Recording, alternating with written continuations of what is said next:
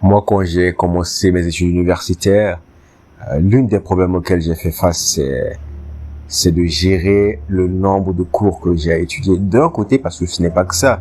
Parce que les études, ce n'est pas que les cours, mais il y a énormément de choses qui viennent d'un côté.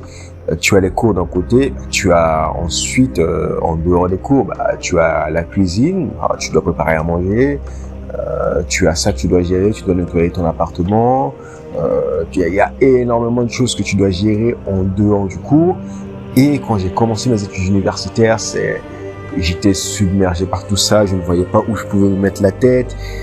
Je voyais tout ça infaisable parce que, au fait, et la chose avec les cours, c'est que tu vas avoir les cours la première semaine et si ça tu laisses passer, aux deuxième semaine, tu as des cours qui s'empilent, c'est comme des briques qui se mettent les uns sur les autres et lorsque les briques se mettent les uns sur les autres, lorsque la brique, elle est à 15, elle est à 50 centimètres, tu peux passer au-dessus. Mais lorsque les briques s'empilent et que les briques s'empilent jusqu'à plus de 10 mètres, tu n'arrives même plus à voir le haut de la brique et tu ne peux pas passer au-dessus. En fait, ça devient compliqué. Et donc, plus ça s'empilait, plus je me disais, mais il faut faire quelque chose parce que je ne vais plus pouvoir m'en sortir. Et c'est vraiment paniquant, tu vois. Tu as la panique qui se génère en toi. Tu te dis, mais comment je vais faire? Et ce qui va encore plus, alors, ça dépend comment tu l'interprètes. Ça peut peut-être soit t'inspirer, ou ça peut peut-être soit encore créer des complexes parce que tu vas voir des étudiants autour de toi qui se disent que, ouais, moi, c'est tranquille, je m'en sors très bien, non, j'ai pas l'impression d'être submergé. Et tu leur dis qu'est-ce qu'ils font, ils te disent, non, mais je fais rien de grave, c'est comme ça. Alors, ils disent ça peut-être inconsciemment, mais en réalité, c'est qu'ils font des choses. Ils ont des techniques d'organisation qui peut-être plus ou moins conscientisées.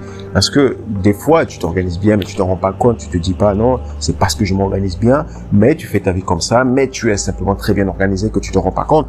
Et moi, c'est vraiment la chose qui m'a vraiment permis de me sortir de ça, c'est de vraiment être très rigoureux sur mon organisation à tous les niveaux.